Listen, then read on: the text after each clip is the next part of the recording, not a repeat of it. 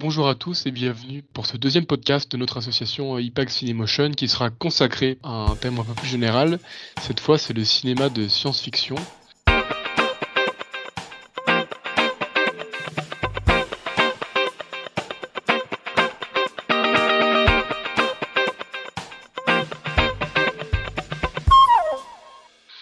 Je suis accompagné de Yasmine du pôle communication. Bonjour. Bonjour Yasmine. De Geoffroy Courtier, notre trésorier. Bonjour. Salut Geoffroy. Et enfin de Fanny, notre présidente. Bonjour. Et donc on va tous ensemble parler de cinéma de science-fiction et l'idée de ce podcast nous est venue après avoir regardé un reportage sur le plus culte des films qui n'ait jamais été fait, à savoir Dune, qui devait être réalisé par Alejandro Jodorowsky. Donc un documentaire qui comptait, on va dire, la production, toutes les étapes de production, de mise en place de ce projet, qui n'a finalement pas été fait pour des raisons qu'on va aborder plus tard.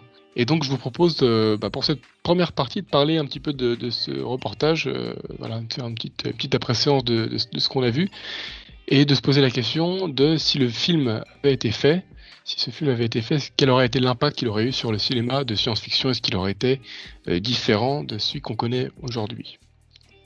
Pour commencer, moi j'ai vraiment beaucoup aimé ce reportage, ce documentaire, surtout parce que à la base je connaissais pas du tout l'univers Dune. Je sais pas si c'est pareil pour vous, mais l'univers de Frank Herbert à la base, donc c'est des livres, une grande série de livres, mais c'était vraiment un univers qui m'était totalement inconnu. Différence par exemple du Seigneur des Anneaux ou de ce genre d'univers un peu fantastique. Que je connaissais, mais voilà, l'univers de Dune, moi, m'était totalement inconnu. Je sais pas si c'était pareil pour vous. Moi, je connaissais pas du tout l'univers. Ce que j'ai aimé aussi, c'est qu'au début du reportage, Jodorowsky dit qu'il veut vraiment fabriquer les effets d'une drogue à travers ce film. Donc, il veut créer des hallucinations. Enfin, je trouve ça dingue. Il veut vraiment créer la folie. Et non, je connaissais pas ça, et du coup, je trouvais ça super intéressant. Enfin, limite, il me donne envie, ce film, aujourd'hui, de le regarder. Ouais, c'est vrai que il y avait cet aspect cette volonté de créer un film qui nous montrait, on va dire, les effets. C'était le LSD, je crois, pour citer la drogue en question. Ouais, c'est Il voulait ça. c'est ça, nous démontrer, voilà, les effets du LSD, mais sans prendre aucune drogue, en fait. Voilà. Ça en dit long sur la consommation personnelle de Jodorowsky. Je pense que voilà, il a dû même je sais pas si si vous vous rappelez, mais dans le reportage, hein, il y a cette rencontre qui est faite entre Jodorowsky et c'était Dan O'Bannon qui était le responsable des effets spéciaux. C'est la rencontre qui est décrite c'est assez drôle dans le reportage. Donc il y a la voix de Dan O'Bannon qui décrit toute cette première rencontre. Donc il décrit en fait un trip qu'ils ont eu tous les deux, et à la fin de ce trip, Dan O'Bannon qui accepte de travailler ensemble, qui accepte de travailler pour ce projet. C'était assez drôle. Et puis voilà, Yasmine, Geoffroy, je sais pas si vous aviez déjà eu si vous étiez déjà un petit peu au courant de cet univers ou de ce projet. Moi, du coup, c'est plutôt avec le trailer qu'il y a eu il y a pas longtemps pour le film de Denis Villeneuve là, qui a été repoussé. Mhm. Donc, moi, le seul images que j'avais de Dune, c'était du coup Timothée Chalamet là, qui doit jouer donc Paul Atreides, donc C'est l'un ça. des personnages principaux. Ouais. Et voilà, donc vraiment toute l'esthétique, pour moi, c'était celle de Denis Villeneuve. Et vraiment, on voit dans le reportage, on nous montre toute l'esthétique en fait qui n'est pas abordée, puisque quasiment pas eu de prise. Il n'y a pas eu de tournage, Ouais, mais bien on sûr. voit par tous les storyboards, ça nous permet Ouais. vraiment de nous rendre compte de l'univers du film. Ouais, de ce qu'il aurait, De ce qu'il aurait pu être. aurait pu être, ouais, c'est ça. Ouais, c'est sûr que ça avait l'air énorme, mais oui, c'est vrai que une grande partie en tout cas du nouveau public, commençait à s'intéresser à cet univers suite au remake fait par Denis Villeneuve, qui est du coup pas la première version. Je sais pas si vous savez, mais c'est la première version, c'est a été réalisé par David Lynch. C'était en début des années 80, je crois. 84, ouais. Voilà, c'est ça. Donc voilà, le remake de Denis Villeneuve sera donc la deuxième version de ce film. Et toi, Yasmine, tu avais déjà été un petit peu ouverte à cet univers? Moi, oui, j'aimais déjà énormément l'univers de Dune, parce que je pensais que c'était très très riche et assez sérieux pour de la SF. C'est quand même assez complexe à comprendre, que ce soit le livre, bon, l'adaptation de David Lynch, Moi, j'ai pas du tout apprécié. Justement, on perdait de ce côté hallucinogène un peu, comme on a retrouvé dans le reportage. Et d'ailleurs, pour les personnes qui nous écoutent et qui sont pas familières ni du documentaire Jodorowsky's Dune, je vous ai fait un petit synopsis pour vous expliquer un peu l'énormité de la chose et l'énormité que le projet Dune a eu et aurait pu être. Donc c'était en 75 et ça a vraiment réuni tous les grands noms qui existaient à cette époque-là. On avait le producteur français Michel Seydoux qui propose à ce réalisateur, donc Alejandro Jodorowsky, une adaptation très ambitieuse de Dune au cinéma. Alors ce réalisateur, on le connaît parce qu'il a déjà fait El Topo et La Montagne Sacrée, des films tout aussi barrés que ce qu'il aurait pu faire avec Dune. Je ne sais pas si vous avez regardé, on peut en parler après un peu de son univers décalé. Donc il accepte le projet et il rassemble alors une team artistique incroyable. Jean Guiraud, Mobius, qui a fait les designs plus tard d'Alien par exemple. On a Dan O'Bannon, on a Chris Foss et toutes ces aventures en fait cinématographiques. On va retrouver cette partie de Dune dans des films comme Star Wars, Alien, etc. Et même le casting principal était complètement dingue. On avait Mick Jagger, Orson Welles, Salvador Dali. L'acteur qui jouait le rôle de Paul, donc le personnage principal, était joué par le fils du réalisateur. Et le fils du réalisateur a été entraîné par un maître kung-fu juste pour en fait ce film. On a Pink Floyd et Magma qui voulaient faire la musique du film. Donc c'était vraiment une bête de projet. Et j'espère qu'avec ce petit résumé, maintenant vous pourrez mieux comprendre la suite de nos discussions et peut-être que vous allez regarder aussi le documentaire. En tout cas, je vous le recommande. Ouais, c'est vrai que le projet avait l'air quand même assez fou. Et moi, ce que j'ai beaucoup aimé, c'est la façon dont Jodorowsky parle de la construction de ce projet. Et on a vraiment l'impression que c'est une sorte de chevalier en croisade de création et puis lui-même le dit, en fait, il est en train de créer son armée, et il le dit plusieurs fois dans le documentaire. Il veut créer son armée pour faire ce film, et donc il commence en parlant du premier soldat, du premier soldat qu'il veut embaucher, qui s'avère être du coup Giraud, son pseudonyme étant Moebius, un grand dessinateur de bande dessinée, qui étant tombé sur ces BD, donc Blueberry qui étant une de ses plus connues, la série la plus connue, s'est dit bon, moi c'est absolument lui qu'il me faut pour faire mon storyboard, il est vraiment ma caméra. Et c'est comme ça que tout commence, c'est en le rencontrant, et d'ailleurs totalement par hasard, et ça c'est aussi un aspect qui est assez surréaliste, c'est la façon dont il rencontre les différentes personnes qui participent au projet. À chaque fois c'est vraiment lunaire, et on va dire qu'on dirait vraiment que c'était très romancé. C'est souvent sur des coups de chance, des coups de des événements un petit peu aléatoires, et puis au final, c'était à une époque où il y avait peu de moyens de communication, en tout cas c'était pas aussi simple qu'aujourd'hui, et donc une rencontre qui était faite tout à fait au hasard entre Jodorowsky et Giraud, voilà, assez comique. Je sais pas si vous aviez été un petit peu familier avec l'univers de ce dessinateur Moebius Giraud. Personnellement, pas du tout. Moi non plus, pas du tout. Je connaissais juste de nom, mais j'avais vu une BD qu'il a rédigée, enfin qu'il a dessinée. Et en fait, ouais, alors ça, je le savais pas du coup avant de voir le documentaire, mais en fait, avant d'être un réalisateur de films, c'est ça. Alejandro Jodorowsky était avant tout un écrivain de pièces de théâtre. Il a écrit des centaines et des centaines de pièces de théâtre. C'est surtout un scénariste de bande dessinée très très populaire, et mon père, lui, qui est passionné de bande dessinée, m'a montré du coup dans sa collection les nombreuses séries avec en scénariste toujours Jodorowsky. Donc en fait, il a vraiment une influence, en tout cas, il a créé bien plus d'œuvres sur le papier, des œuvres, que ce soit des livres ou des bandes dessinées, que des œuvres audiovisuelles. Voilà, moi j'ai beaucoup aimé du coup cet aspect un petit peu de croisade de la création que Jodorowsky décrit tout au long du projet, les différentes petites anecdotes. Je sais pas si vous vous rappelez de l'anecdote où il a engagé son chef des effets spéciaux, donc qui était Dan O'Bannon, et qui était, on va dire, pas le plus grand, pas le chef effets spéciaux le plus, on va dire, OP de son époque. À l'époque, c'était Douglas Trumbull, je crois, qui était le chef effets spéciaux du film 2001, l'Odyssée de l'espace, qui était, on va dire la référence à cette époque, qu'il est encore aujourd'hui. Et donc voilà, ça s'est fait un petit peu par hasard, en regardant un film au cinéma, ils se sont dit, mais c'est celui-là qu'il me faut. Et c'est tout cet aspect, on va dire, de création et voilà, le fait de construire cette équipe d'hommes talentueux, d'hommes qui se donnent corps et âme à la création.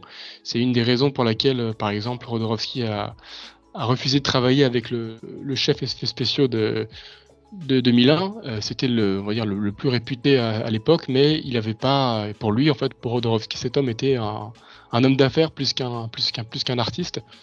Ça lui a pas plu, et c'est vraiment quelque chose qu'on retrouve tout au long du documentaire, c'est cet amour pour la création. Et on en parlera peut-être un petit peu après, mais voilà, le projet a pas été fait, et c'est pas pour autant que Jodorowsky était accablé, parce que tant que la démarche créative était là, pour lui, le contrat, on va dire, était signé.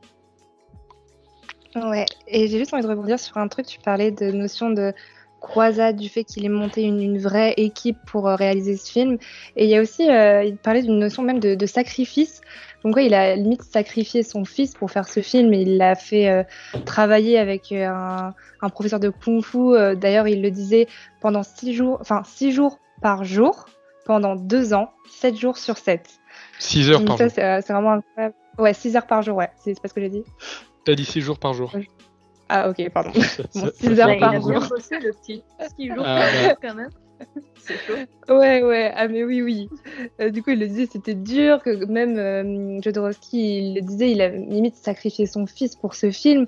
Il disait qu'il était vraiment aussi prêt à se sacrifier, à se couper les bras pour juste faire ce film. En fait, c'était vraiment le film de sa vie, son plus gros projet, et il était vraiment prêt à tout pour le réaliser. C'est vrai que c'est l'enfance du fils de Jodorowsky on va dire, en quelque, entre guillemets, sacrifié pour la préparation de ce film qui au final ne s'est pas fait. Ouais. Mais c'est pas quelque chose qui avait l'air en tout cas de déranger Jodorowsky, peut-être plus son fils, je sais pas. mais oui, sais pas, ouais. Mais c'est cette c'est faire le kung-fu. Voilà, maintenant il est pro de kung-fu, il sait se battre avec des épées, et parlant de bataille d'épée, c'est quelque chose aussi que j'ai appris en visionnant ce reportage.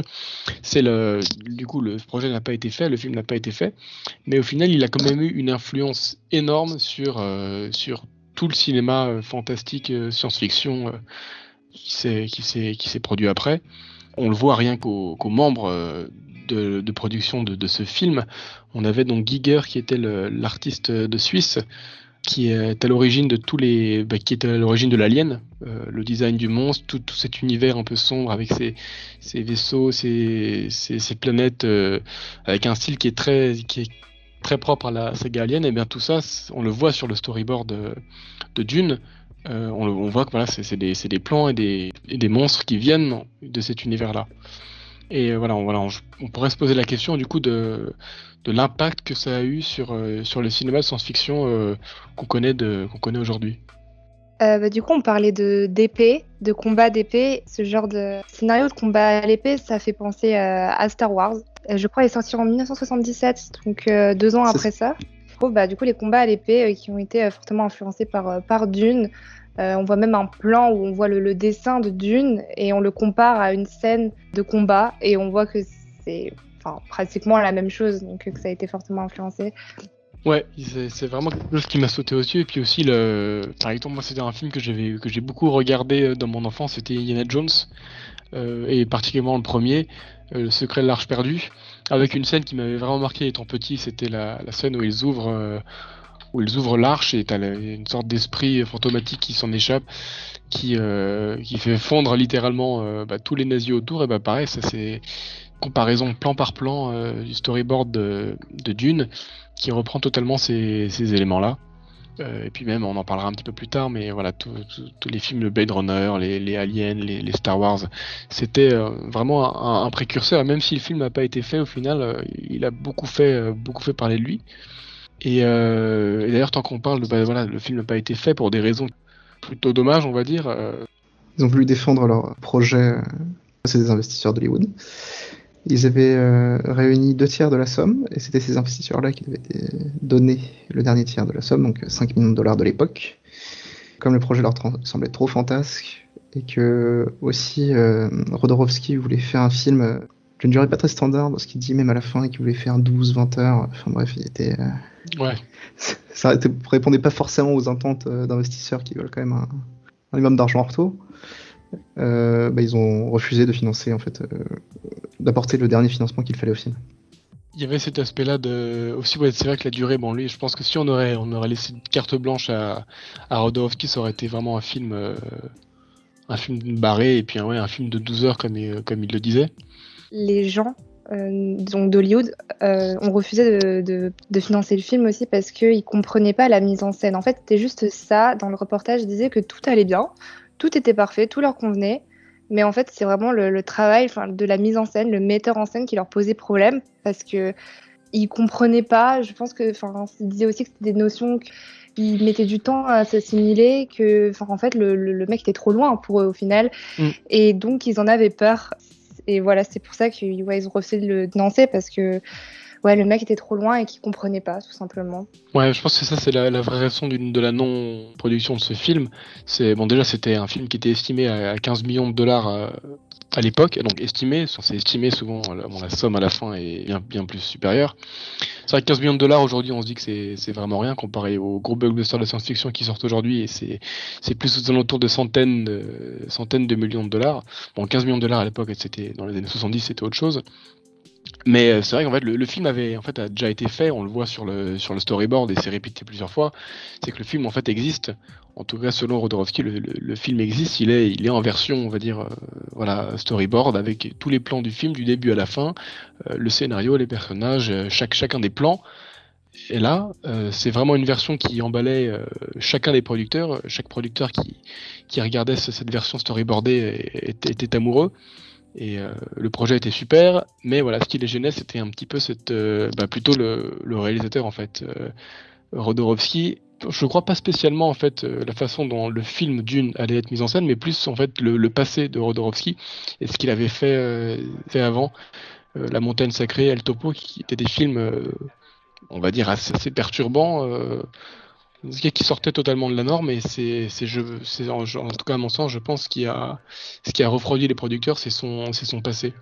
Ouais, on voit très bien ensuite par exemple pour Alien, c'est ce qui est dit dans le reportage, on a l'impression que pour le film Alien, ils ont repris l'équipe complète qui a été faite pour Dune, à savoir Moebius au storyboard, Giger pour faire forcément tous les designs d'Alien, Foster pour les décors, l'architecture. Donc toutes ces personnes qui à la base étaient travaillées sur le projet de Dune, mais sans Jodorowsky. Donc en fait, il a réussi à créer une équipe vraiment de talent, mais ce qui gênait un peu tout le monde, c'était on va dire son passé artistique, qui proposait des films qui étaient qui sortaient un petit peu de la norme, et qui forcément plaisaient pas trop à des producteurs qui voulaient investir beaucoup dans un projet. Moi, je suis carrément d'accord avec ça parce qu'on sait que ce réalisateur-là, il était connu dans la scène des Midnight Movies. Donc la plupart de ses films étaient mis un peu dans les tranches horaires qui rapportaient pas beaucoup. Donc au niveau revenu de ces films, c'était toujours assez bas. Malgré le fait qu'ils sont revenus sur le devant de la scène bien plus tard, évidemment que les producteurs n'étaient pas très contents en fait, de ces résultats au niveau financier en fait, de la chose. Quand même une question à vous poser. À la fin du documentaire, on voit ce gros livre, comme tu as dit, qui regroupe un peu tout le storyboard, tout ce qu'il devait y avoir dans le film. Est-ce que ça a été rendu public, que ça soit juste au sein des réalisateurs ou des gens d'Hollywood, ou tout simplement public? Personnellement, je ne pense pas. Juste, je sais qu'au début du reportage, ils en parlaient. C'est le réalisateur de Drive qui a vu ce livre, qui dit qu'au final, il est le seul à avoir vu le film parce qu'il a vu le livre et il a entendu les idées de Jodorowsky, et que du coup il disait qu'il était vraiment le seul à avoir vu le film. Donc moi personnellement je ne pense pas que ce soit public, après peut-être que je me trompe. On voit beaucoup de comparaisons à travers les images de ce documentaire et les films qui sont sortis après, type Star Wars, etc. Et je me demandais toujours comment est-ce qu'ils ont pu faire cette comparaison. Mais je pense que c'est surtout dû au fait que l'équipe justement qu'il a formée, des guerriers qu'il a formés, ont travaillé dans d'autres projets et ont dû donc importer un peu leurs idées là-bas. Alors le storyboard n'est pas rendu public, et c'est la première chose que j'ai regardé moi, c'est quand j'ai vu le reportage une première fois, c'était voir s'ils avaient sorti une version pas une version grand public achetable à la Fnac, une sorte de livre déco, quoi, un truc génial qu'on met dans un salon. Enfin voilà, c'est le premier réflexe un peu que j'ai eu. Mais au final, ils en parlent dans le reportage et en fait, c'était ce livre-là. Il y a eu plusieurs exemplaires qui ont été en fait distribués aux sociétés de production et c'était une sorte de CV en fait du film. Donc à chaque société de production, que ce soit Metro, Golden Mayer, Disney, la Paramount, enfin tous ces gros studios hollywoodiens, à chaque fois, voilà, un exemplaire de ce livre était distribué pour qu'ils aient vraiment forcément une image, on va dire, globale du projet. Et même si le film n'a pas été fait, en fait, le projet, le livre a énormément circulé dans les couloirs d'Hollywood. Et on va dire que voilà, les plus grands sont forcément tombés dessus ou ont eu des retours ou des choses comme ça. Mais oui, le projet n'était pas, on va dire, le livre n'était pas, je pense, pas public. Mais je pense que dans le petit cercle voilà, fermé d'Hollywood, je pense que c'était quand même quelque chose qui se répandait assez bien. En fait, quand tu vois le plan, tu te dis, ah ok, c'est top, mais comment je peux faire pour le faire un peu à ma sauce, tu vois, un peu comme disait tout à l'heure Fanny, avec George Lucas qui prenait une scène de combat à l'épée et qui l'a adapté du coup pour faire le combat de sabre laser entre Obi-Wan Kenobi et Dark Vador à la fin de Star Wars 4. Ouais, alors des influences, ouais, il y en a, j'en suis sûr qu'il y en a beaucoup sur plein de films, que ce soit des influences, une influence très très forte. Par exemple, moi, ce qui m'avait assez frappé, c'est je sais pas pourquoi, mais l'univers m'a vraiment fait penser au Cinquième Élément de Luc Besson.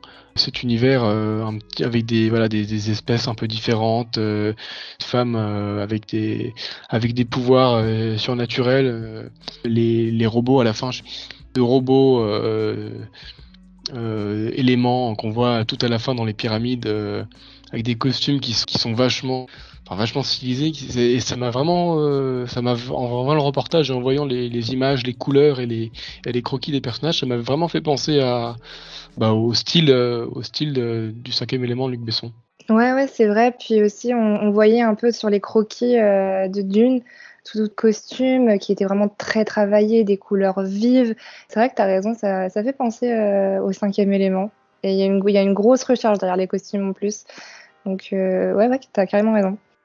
Ce genre de costume voilà très en métal très très stylisé et je sais pas pourquoi mais ça m'a vraiment rentré dans la tête et ça m'a vraiment fait penser à cet univers là et je pense que l'influence qu'il a eu aussi sur les cinémas science-fiction de manière générale dans le futur, c'est aussi beaucoup cet aspect space opéra, cet univers vraiment space opéra qu'on retrouve maintenant dans toutes les sagas, que ce soit les Star Wars ou voilà le Cinquième Élément ou cet univers un petit peu fantastique avec un monde vraiment créé de A à Z qui apporte voilà, beaucoup de nouveautés, beaucoup de fraîcheur et ça a été le premier à faire ça parce que c'est vrai qu'avant la référence en termes de science-fiction c'était 2001 l'Odyssée de l'espace. Alors ça l'est aussi encore beaucoup aujourd'hui, mais c'est sûr que maintenant si on demande à une personne, un jeune de nos jours, un film de science-fiction marquant, bah forcément ça va être plus Star Wars, c'est plus voilà, c'est quelque chose qui a je pense plus marqué les nouvelles générations avec cet univers assez très coloré, très diversifié, très fun. Moi, j'ai envie de dire voilà, très fun, pas d'autres mots. Que voilà, 2001 l'Odyssée de l'espace qui devait être quelque chose de forcément très nouveau, très novateur à l'époque, mais voilà, qui a forcément évolué depuis. Donc ouais, pour moi voilà, je pense que si Dune avait été fait, ça aurait totalement remplacé Star Wars et je pense qu'on n'aurait peut-être pas vu de Star Wars s'il avait été fait. Je pense qu'il y a quand même eu des œuvres un peu avant-gardistes. On parlait justement de Luc Besson.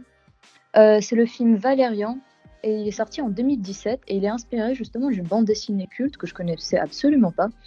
Une bande dessinée qui est sortie en 1967 et qui a vraiment été précurseur et avant-gardiste dans tout l'univers SF. Et c'est une bande dessinée française d'ailleurs, qui a été écrite et dessinée par Pierre Christin et Jean-Claude Mézières. Je trouve ça un peu dommage qu'on ait abandonné la SF en France Je ne sais pas si vous voulez aborder un peu ce sujet, parce qu'on parle de Dune, de toutes ses influences, et on se rend compte qu'il a quand même été il devait être produit par un producteur français, et au final, la SF a complètement été laissée tomber en France.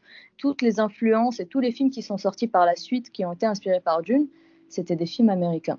Vous pensez quoi de la SF en France? Est-ce qu'il y avait un potentiel de faire quelque chose, comme avec la bande dessinée Valérian, qui est parue bien avant Star Wars, qui avait vraiment un impact en France? Vous ne trouvez pas que c'est dommage que la France ait laissé tomber en fait ce côté science-fiction jusqu'à ce qu'il disparaisse presque complètement, à part Luc Besson? Je ne connais pas trop d'autres réalisateurs français qui en font. Ouais, alors la SF, bah forcément, moi je trouve, enfin c'est assez dommage parce que c'est vrai qu'en termes de SF française, quand on me balance ça comme ça, SF française, moi je pense forcément à Luc Besson et plus particulièrement, en tout cas pour ma part, le cinquième élément. C'est vrai que Valériane, alors oui, c'était à la base une bande dessinée, Valériane, ce qui, je pense, est très connu dans le monde de la bande dessinée. Moi, je suis un peu novice dans ce milieu-là, donc je le connaissais pas avant.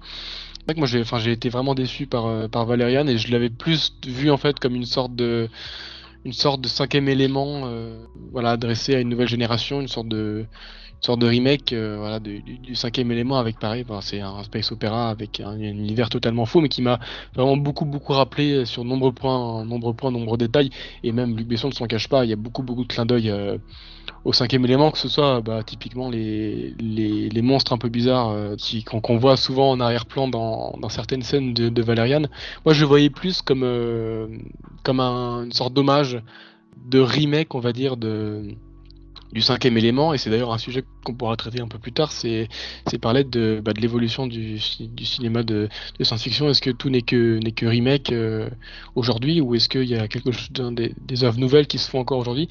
Pour répondre à ta question, Yasmine, oui, bien sûr, je trouve ça dommage, et c'est vrai qu'en termes de cinéma de science-fiction, en tout cas français, je suis très limité. Je pourrais pas vous sortir beaucoup d'exemples. En tout cas, ça se compte sur la doigt d'une main.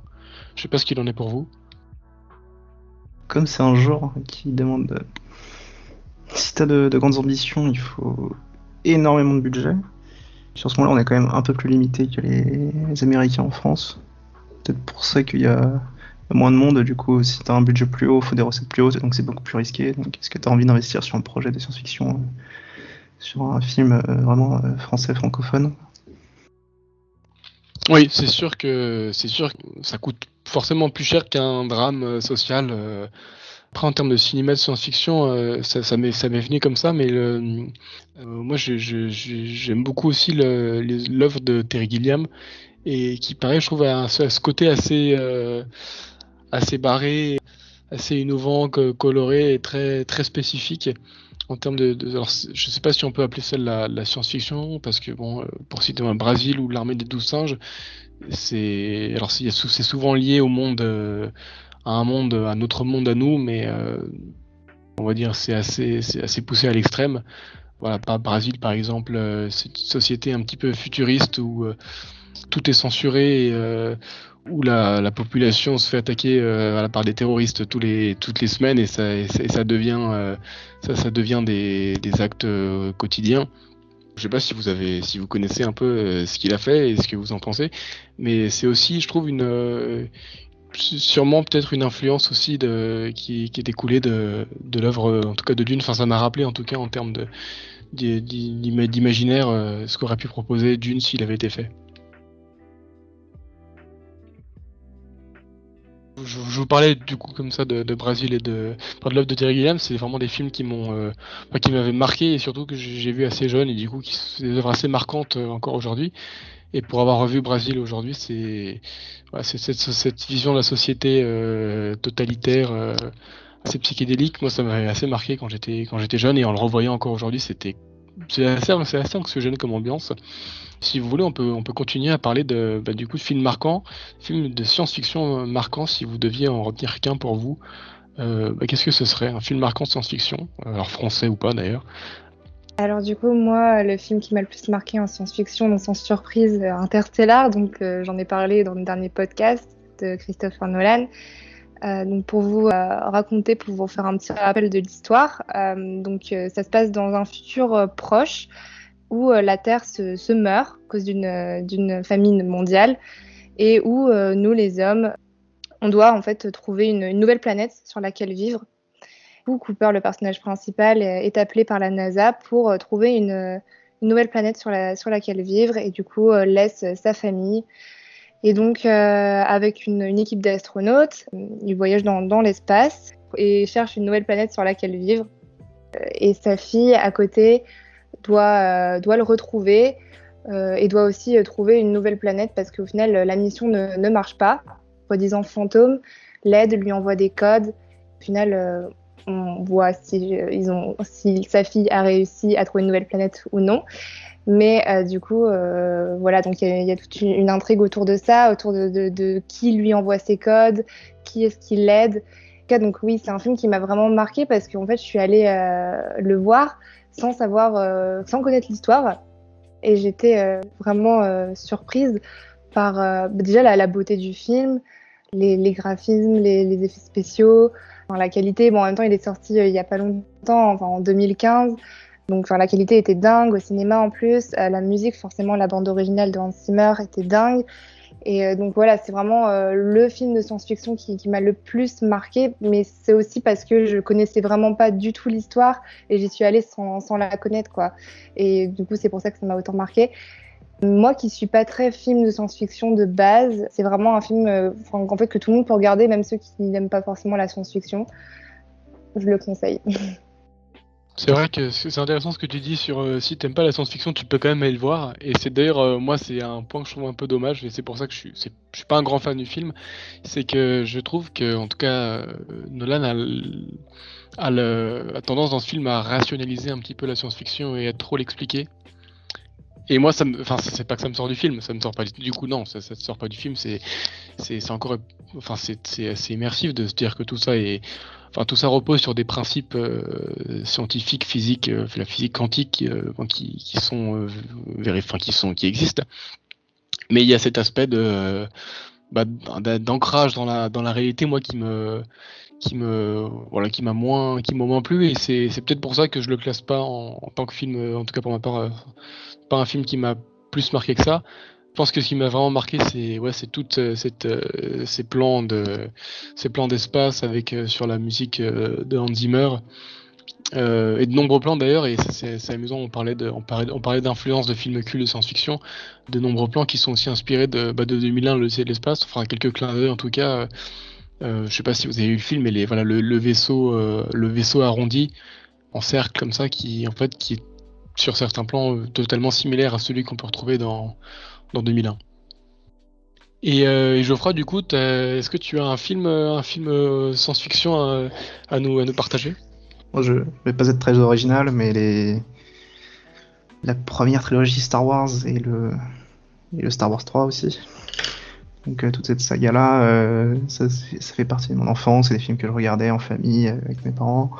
Avant la sortie donc du coup de Star Wars 7, je m'étais fait un marathon avec mon frère pour voir les 6 premiers à la suite. Enfin, c'était vraiment très cool. Et c'est vrai que c'est un univers qui parle à tout le monde. C'est comme ça fait partie des sagas un peu intemporelles comme Indiana Jones ou des trucs dans le genre. C'est assez impressionnant quand je me suis refait la dernière fois. Quelque chose qui me sautait pas aux yeux quand j'étais petit, parce que quand j'étais petit, je regardais les 3 premiers, donc le 4, 5, 6 sur cassette. Donc c'était des vieilles versions avec les effets spéciaux qui n'ont pas été remis à jour. Il faut savoir que du coup, selon le support, donc cassette, DVD ou Blu-ray, en fait, selon la version que vous avez des Star Wars, les effets spéciaux sont remis à jour. Donc ça peut être assez déroutant si vous avez un souvenir d'une telle scène, vous dites tiens, ça fait peut-être un peu cheapos par rapport à ce que j'ai vu.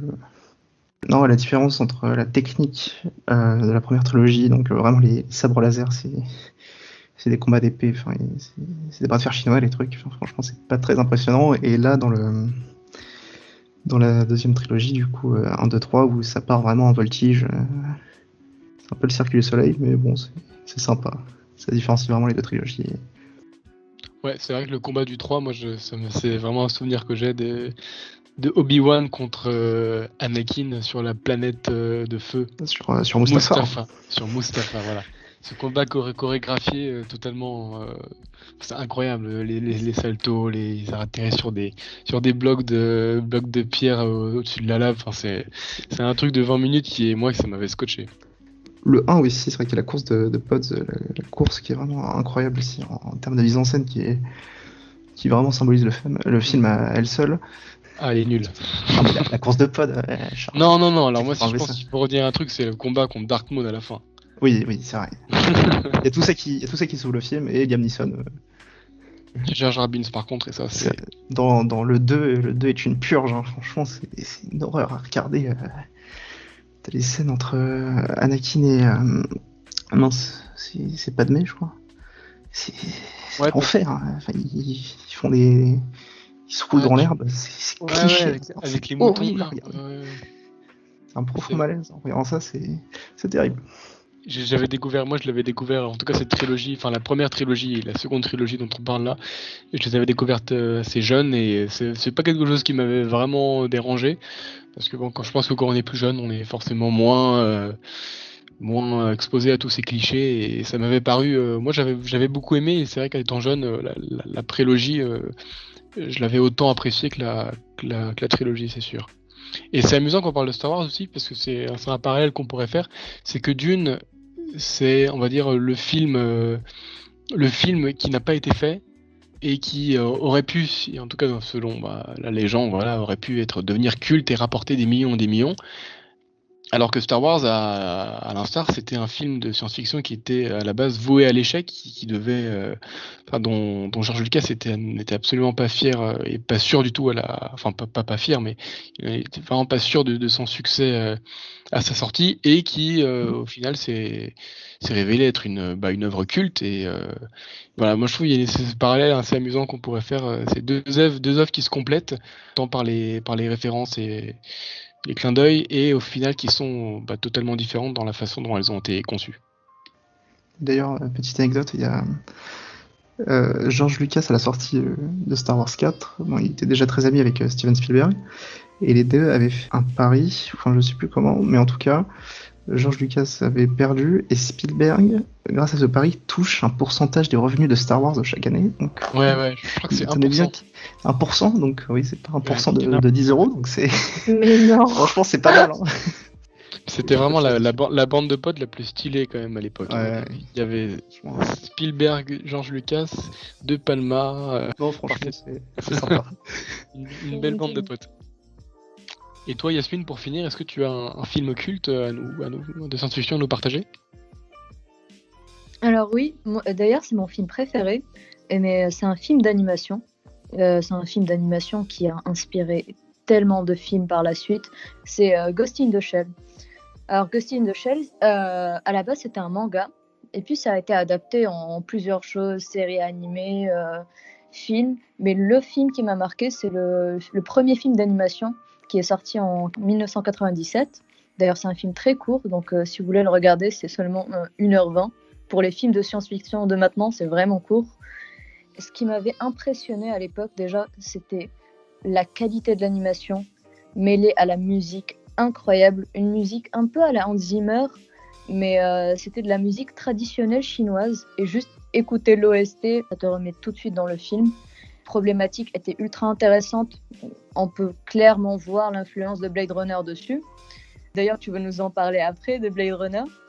Avec plaisir. On a un univers japonais futuristique, régi par Internet. On suit une cyborg qui a des questionnements sur elle-même, qui a un questionnement sur son âme. Entrecoupé de ces questionnements qui sont très personnels, de scènes très personnelles, on retrouve le côté SF avec le grandiose des bâtiments, avec les pubs holographes, des voitures qui volent, vraiment un peu ce côté contemplatif de la SF. On est juste plongé dans une ville futuristique, waouh, avec la musique derrière qui accompagne. Vraiment, c'est ça qui m'a mis dans la SF, et c'est ça qui m'a mis dans l'animation japonaise aussi. Donc ça m'a ouvert beaucoup de voies aussi dans la culture cinéphile. Je vous le recommande. Je pourrais en parler pendant des heures, mais je veux quand même laisser du temps pour qu'on aborde un peu Blade Runner, qui est mon deuxième film préféré.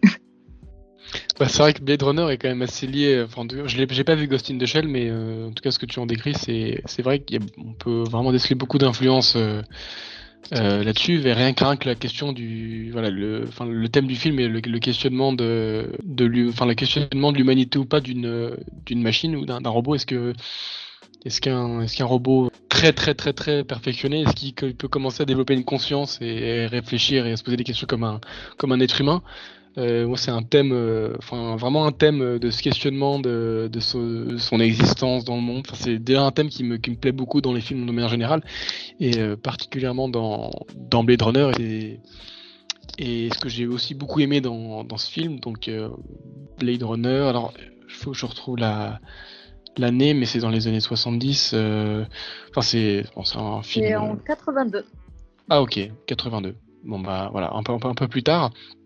Ouais, un film qui vraiment apporte un univers. Alors c'est vrai que c'est la force des animés ou des animés, par exemple, on peut créer, je pense, plus facilement un univers de science-fiction, un univers de A à Z, un univers très créatif. C'est plus simple, alors pas de manière créative, mais de manière en termes de contraintes financières. C'est plus simple forcément de dessiner. Et je trouve que ce qu'a réussi à faire Blade Runner, c'est de créer vraiment un univers, un Los Angeles dans les années futures. Alors je crois que c'est dans les années 2000, 2015, je crois, le premier Blade Runner. Le deuxième, un peu plus tard, c'est se concentre dans les années 2049, je crois. Mais le premier, ouais, c'est cet univers criant de réalisme, alors que c'est que des décors. Forcément, si ce n'était que des décors, je pense qu'on sortirait vite du film. Mais ça, couplé à l'ambiance sonore, que ce soit l'ambiance sonore avec les bruits la pluie qui a vraiment un impact assez fort dans le film. Il pleut beaucoup, beaucoup, beaucoup dans le film. Presque tout le temps, j'ai l'impression toujours ce petit arrière-bruit de pluie qui m'aide vraiment beaucoup à rentrer dans cet univers. Et je pense que un gros point fort aussi du film, c'est la BO de Vangelis, pour moi qui est vraiment lunaire, si vous avez du mal à dormir, vous écoutez cette BO et vous êtes vraiment transporté. C'est des morceaux à la fois qui peuvent être très très calmes et très très lunaires, ou comme des trucs un peu plus stressants, et on le voit bien tout au long du film. Il y a vraiment ces moments on va dire de lévitation où il se passe pas grand chose, et c'est aussi un point qui pourrait lui être reproché. C'est souvent des moments assez contemplatifs avec des plans très très beaux sur une ville, un Los Angeles totalement futuriste, des voitures.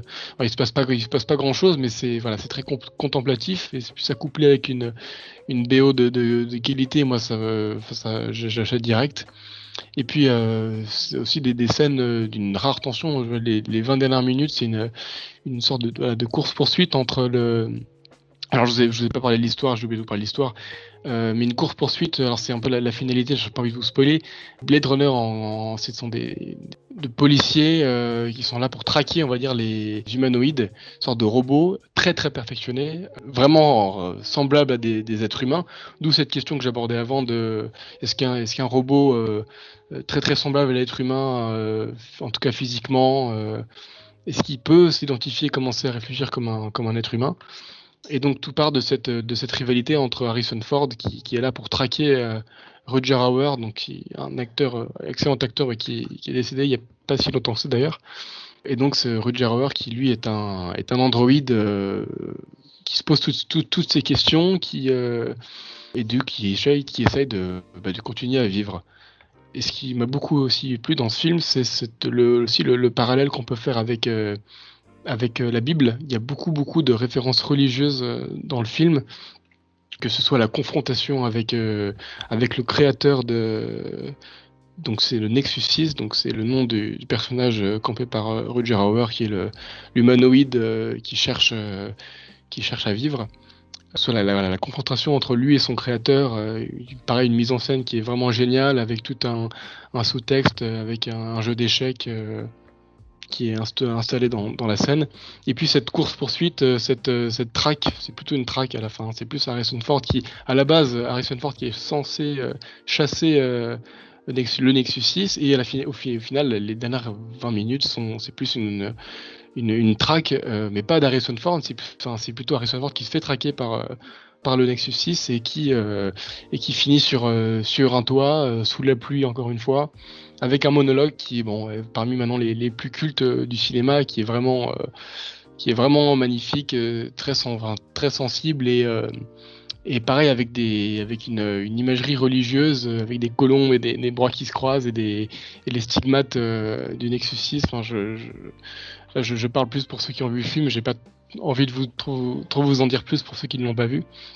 Cet aspect très, très religieux aussi dans un film de science-fiction, je trouve ça vraiment, vraiment intéressant d'aborder le questionnement de l'être humain dans un film où justement la science-fiction c'est tout sauf humain à la base, hein. C'est vraiment de la science-fiction, ça n'existe pas, c'est pas humain, c'est autre chose. Donc voilà, on pourrait pareil, j'en ai peut-être un peu trop en parler, mais voilà, c'est vraiment un film qui m'a marqué et je vous invite à le voir, tout comme les 3 autres films qui ont été cités par mes camarades juste avant. Voilà, je pense qu'on a fait un peu le tour de ce qu'on voulait dire. Alors c'est forcément on pourrait en parler des heures du cinéma science-fiction. En tout cas, on vous invite, l'équipe Ipax Cinemotion vous invite à voir le documentaire Dune Jodorowsky, qui est vraiment excellent, avec de nombreuses anecdotes. On n'a pas tout résumé. Il y a vraiment beaucoup d'anecdotes. Si vous êtes fan de pop culture en manière générale, de musique, de cinéma, c'est vraiment un documentaire plein de petites anecdotes, rempli de petites anecdotes qui vont vous plaire.